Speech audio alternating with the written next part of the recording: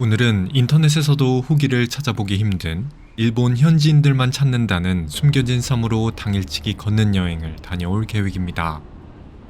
이 섬은 2차 세계대전 당시 폭격 피해가 단 하나도 없었을 정도로 오지인 섬마을인데요. 이번에는 배가 아닌 최대 19명이 탈 수 있는 초소형 경비행기를 타고 섬으로 들어가 볼 계획입니다. 배낭을 메고 환상의 섬으로 혼자 떠나는 이번 걷는 여행은 도쿄 도심에서 대중교통으로 약 15분 거리에 있는 오마에역에서 시작합니다. 오마에시는 우리나라로 치면 서울과 바로 붙어있는 경기도 1기 신도시와 비슷한 느낌의 도시인데요. 인구는 더 적지만 주거 중심의 위성도시라는 점에서 매우 비슷합니다. 경비행기를 탈 수 있는 비행장으로 가기 위해서는 버스를 타야 합니다. 역에서 나오면 바로 앞에 버스 정류장이 있고 왼쪽 끝에 있는 정류장에서 91번 버스를 타면 됩니다.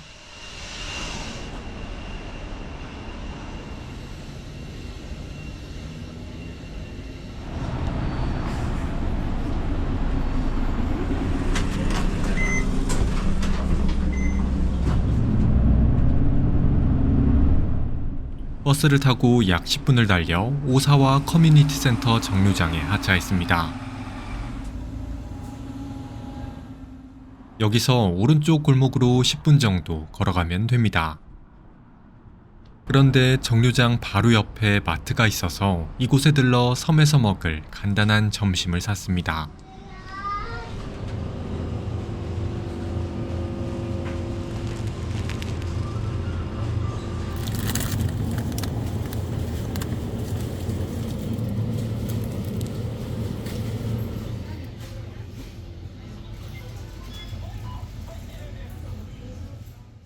쇼핑을 마쳤으니 계속 길을 따라 걸어가 볼까요?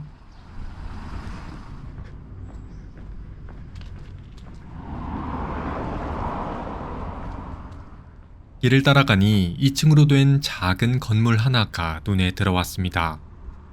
이곳은 도쿄 남쪽에 있는 섬 군락인 이즈제도로 가는 경비행기를 탈 수 있는 조후 비행장입니다. 경비행기만 이착륙하는 공항이기 때문에 규모는 매우 작습니다.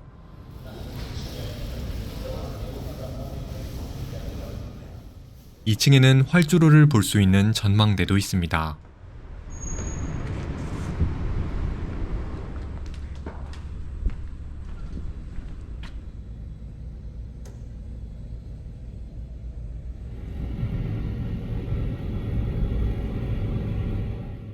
저는 10시 35분에 이즈제도에서 가장 큰 섬인 오시마 섬으로 향하는 경비행기를 탈 예정입니다. 배낭만 메고 떠나기 때문에 수화물 없이 빠르게 체크인을 하고 탑승 대기장에서 이륙을 기다렸습니다.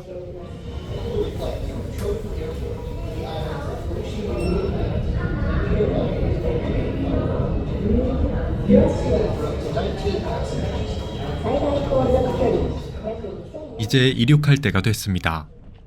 한번 탑승해 볼까요? 지금 탑승하는 경비행기는 1978년에 설립된 일본의 지역항공사 신초호 항공이 운행하는 도르니에 디오 228기입니다. 독일에서 제작한 이 경비행기는 최대 탑승 인원이 19명밖에 되지 않는 아주 작은 비행기인데요. 그래서 좌석이 창문 쪽으로 2열밖에 없습니다. 엔진은 제트 엔진이 아닌 프로펠러 엔진을 사용하며 창문 바로 옆에서 프로펠러가 돌아가는 모습을 구경할 수 있습니다. 이제 이륙할 준비가 끝났습니다. 힘차게 돌아가는 프로펠러에 몸을 맡기고 하늘로 이륙합니다.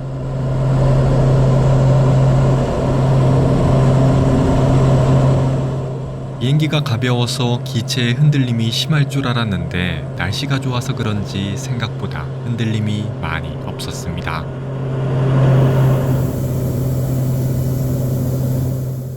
이 경비행기는 운항고도가 최대 7,620m로 일반적인 항공기의 운항고도인 1000m보다 25%가량 낮은데요. 그래서 창밖 풍경을 더 잘 내려다볼 수 있다는 장점이 있습니다.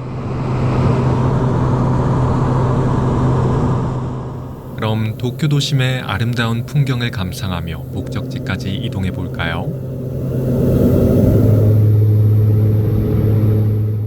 참고로 저는 왕복 비행기값 약 23만 원을 내고 탔는데요. 편도 25분밖에 이동하지 않는 짧은 거리에 23만 원이라는 비용이 부담스러웠지만 이동하는 동안 이런 멋있는 풍경을 감상할 수 있어서 돈이 별로 아깝지 않았습니다. 마치 유명한 해외 관광지에 가서 헬기 투어를 하는 듯한 느낌이 들더군요. 확실히 비행 고도가 낮아서 그런지 건물들이 빼곡한 도심의 풍경이 잘 보입니다. 우리나라와 다르게 아파트가 많이 없어서 주택단지의 모습이 잘 보이더군요. 세계 최고 높이를 자랑하는 도쿄 스카이트리와 같은 유명한 건축물도 잘 보입니다.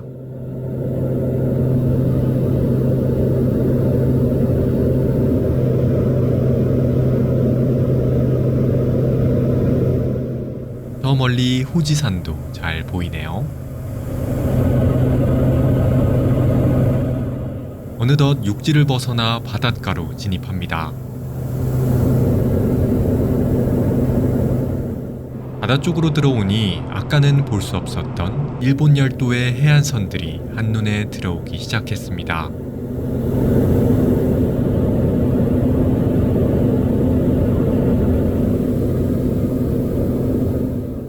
경비행기를 타지 않으면 볼 수 없는 풍경이라 더 재밌게 구경할 수 있었습니다.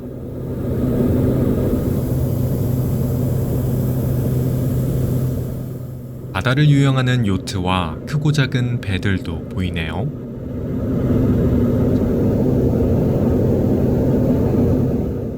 참고로 경비행기가 아닌 배를 타고도 이즈제도로 들어갈 수 있는데요. 제트선 기준 편도 약 1시간 30분이 걸리고 가격이 왕복 17만 원 정도라 개인적으로는 경비행기를 타시는 걸 추천드립니다.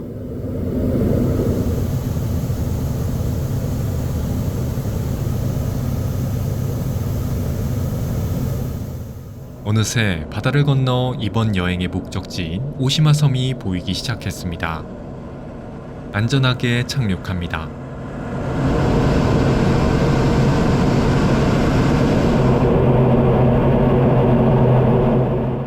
조우 비행장에서 경비행기를 타고 약 25분을 달려 오시마 섬, 오시마 공항에 도착했습니다. 오시마 섬은 총 9개의 유인도가 있는 이즈제도의 섬들 중에서 가장 큰 섬으로 도쿄 본토에서 가장 아름다운 섬으로 불리는데요. 면적은 약 91제곱킬로미터로 73제곱킬로미터의 면적을 가진 울릉도보다 약간 큰 섬입니다. 이번 걷는 여행에서는 자전거와 대중교통을 이용해 오시마 섬의 명소를 둘러볼 계획입니다. 그럼 한번 떠나볼까요? 오시마 섬에는 다양한 명소로 이동하는 마을버스가 운행 중인데요. 원래 오시마 공항 바로 앞에서 버스를 타면 되지만 시간표를 착각해 버스를 놓쳐서 시내까지 걸어갔습니다. 공항에서 시내까지는 걸어서 50분 정도가 걸렸는데요. 당일치기 여행이라 시간이 부족했지만 모든 길이 평지라서 주변 풍경을 구경하며 걷기 좋았습니다.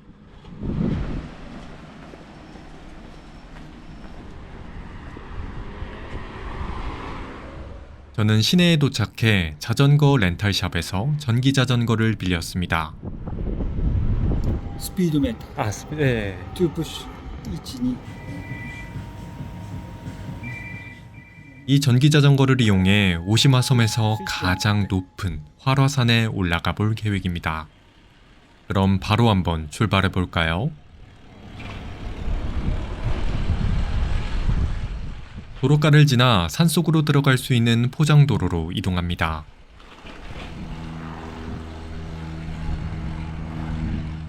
산을 오르는 거라 모든 구간이 오르막길이지만 경사가 그렇게 심하지 않고 전기자전거로 이동하기 때문에 그럭저럭 올라갈 만했습니다. 외딴 곳에 있는 섬마을이었지만 포장이 잘 돼 있어서 자전거로 올라가기 아주 좋더군요.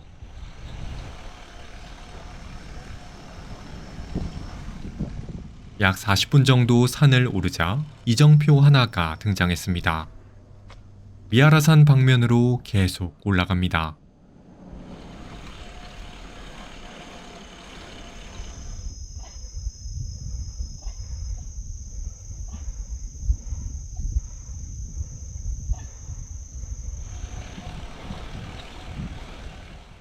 이제 정상에 가까워지고 있습니다.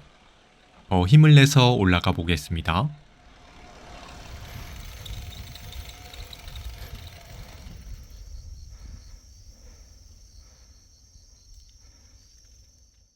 정상 부근에 다다르자 갈색 건물 하나가 눈에 들어왔습니다.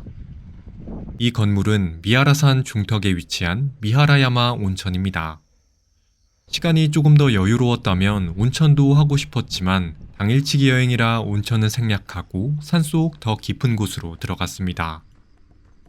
온천 뒤쪽 길로 조금만 내려가면 산 아래쪽으로 들어갈 수 있는 샛길이 나옵니다. 그런데 이곳부터는 자전거 출입이 불가능해 자물쇠를 채우고 걸어서 이동했습니다.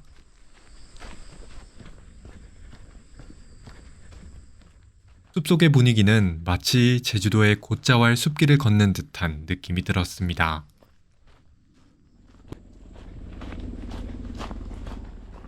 도심 속에서는 보기 힘든 신기한 식생들이 참 멋이죠.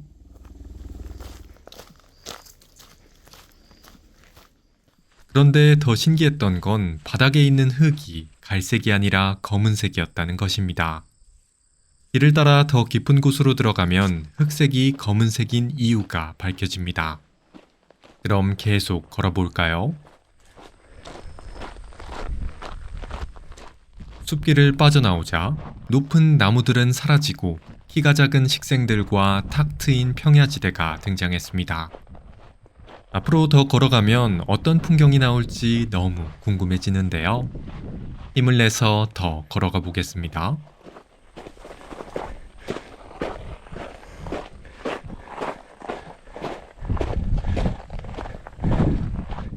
길을 따라 걸어가니 제주도에서나 볼 법한 신기한 현무암들이 눈에 들어왔습니다.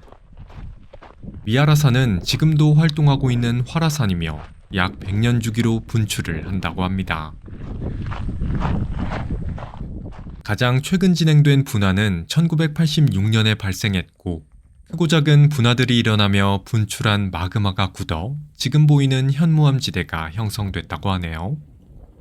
참 신기하죠?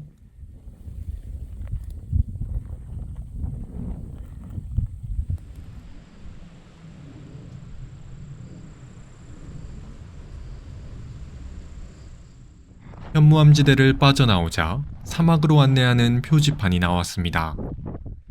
이런 산속에 사막이 있다니 어떤 곳인지 더 궁금해집니다. 빨리 한번 걸어가 볼까요?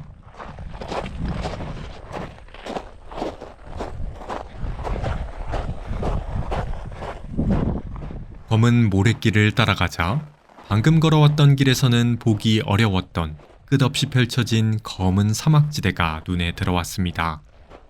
이곳은 미하라산 분화구 주변에 형성된 검은 사막지대인 우라사 바쿠입니다. 우라사 바쿠는 뒷사막이라는 뜻으로 일본에서는 유일하게 국토지리원 지도에 사막이라는 지명이 표기된 곳입니다. 이 사막은 일반적인 사막처럼 모래로 이뤄진 것이 아니라 미하라산이 분화할 때 분출된 검은 화산재와 작은 화산암 조각들로 이루어져 있습니다. 특히 스코리아라 불리는 검은 화산재는 용암이 식는 과정에서 공기가 많이 포함되어 가벼운 다공질로 구성된 암석인데요. 그래서 실제로 들어보면 마치 스티로폼을 드는 듯한 가벼운 느낌이 듭니다. 바람이 많이 부는 미하라산은 물 흡수력이 떨어지는 스코리아 입자를 강풍에 쉽게 이동시켜 식물이 자라기 어려운 독특한 사막 환경을 유지하게 한다고 하네요. 참 신기하죠?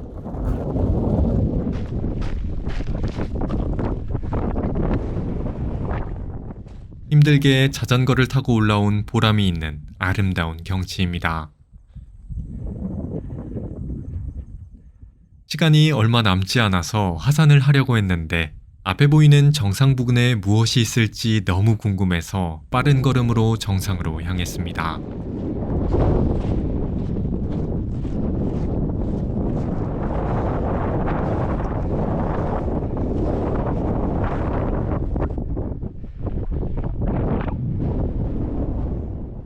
언덕을 오르자 등산로에서는 보이지 않았던 분화구의 숨은 모습이 눈에 들어왔습니다.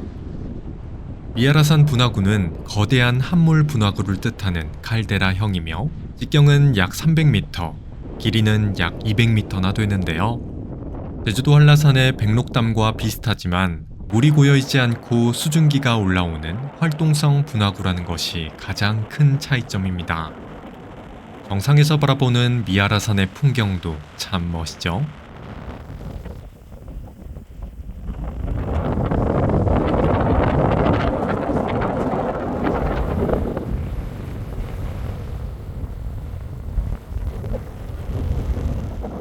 저는 여기서 아까 마트에서 사온 마실 것들을 먹었습니다.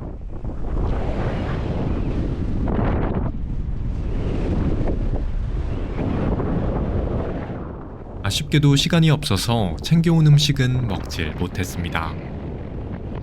다음에 온다면 정상 부근에 있는 다른 둘레길도 한번 걸어보고 싶네요. 그럼 아쉬움을 뒤로하고 다시 자전거가 있는 곳으로 하산해 볼까요?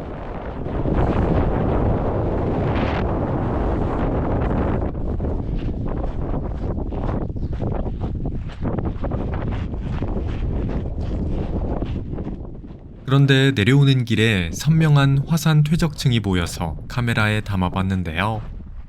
화산 분출로 인해 겹겹이 쌓인 검은 화산재, 그리고 중간중간 토양어가 진행되며 발생한 노란 지층의 모습이 기나긴 세월의 흔적을 말해주는 듯합니다. 퇴적층 구경을 마치고 다시 자전거를 타러 입구 쪽으로 향했습니다. 그렇게 약 2시간 동안의 화산섬 걷는 여행을 마치고 다시 오시마섬 시내 방면으로 하산했습니다.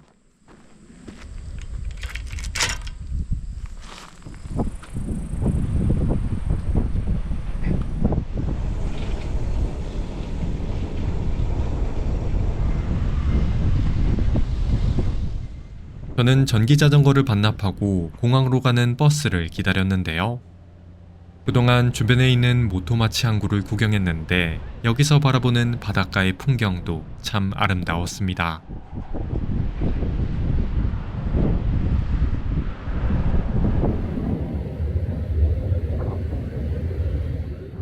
이번에는 버스 시간을 헷갈리지 않고 버스에 탑승해 다시 오시마 공항으로 향했습니다. 다행히도 이륙까지 30분 정도가 남아서 마트에서 사온 음식을 먹을 수 있었습니다.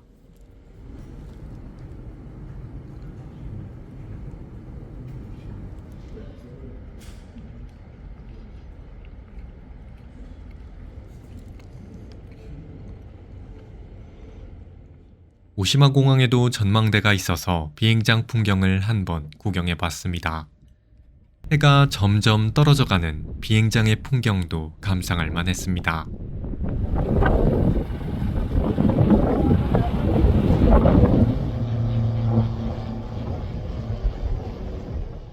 그렇게 다시 공항에서 경비행기를 타고 조우 비행장으로 이동했습니다.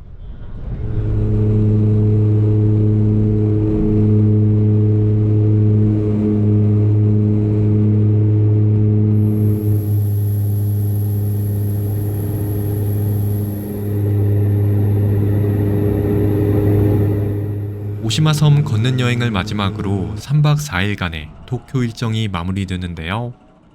집으로 돌아갈 때에는 도쿄 나리타 공항으로 가서 비행기를 타고 인천공항으로 귀국했습니다. 19인승 초소형 경비행기를 타고 들어갔던 일본 현지인들만 찾는 신비로운 오시마섬, 그리고 그곳에서 접할 수 있었던 그림 같은 화산섬의 풍경과 자연의 아름다움까지.